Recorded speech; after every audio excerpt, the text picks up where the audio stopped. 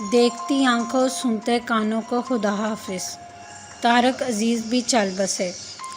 پاکستان کے معروف T V میزبان طارق عزیز شو اور بزمِ طارق عزیز جیسے شہرہ افراح ٹی وی پروگرام سے شہرت پانے والے طارق عزیز اب اس دنیا میں نہیں رہے۔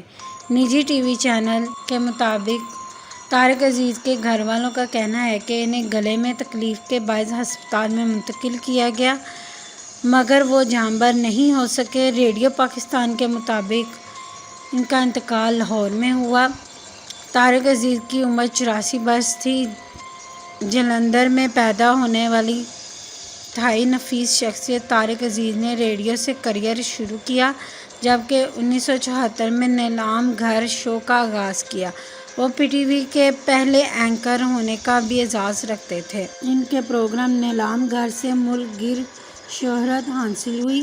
40 برس سے زیادہ عرصے تک جاری رہنے والے اس پروگرام کو بعد ازاں بزمِ طارق عزیز کا نام دیا گیا تھا۔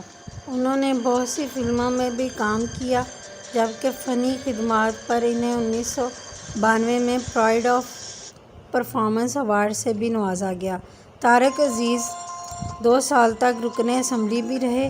وہ ادیب تھے، شاعر تھے، فنکار تھے اور اردو ادب کے فروغ کے لیے کام کرنے والی نمایاں شخصیات میں سے تھے۔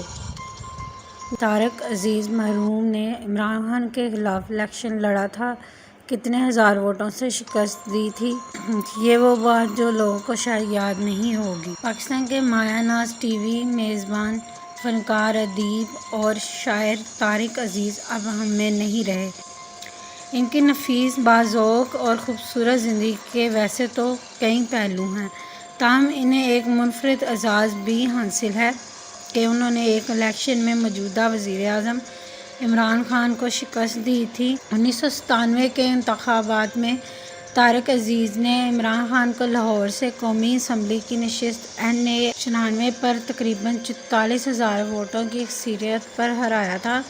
اس الیکشن میں انہوں نے نہ صرف عمران خان بلکہ پیپلز پارٹی کے امیدوار کو بھی شکست دی تھی۔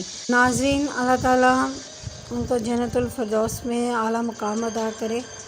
اس کے ساتھ ہی ہمیں اجازت دیجیے گا۔ ویڈیو کو لائک اور شیئر کرنا مت بھولیے گا۔ چینل کو سبسکرائب کیجیے گا۔ اللہ حافظ۔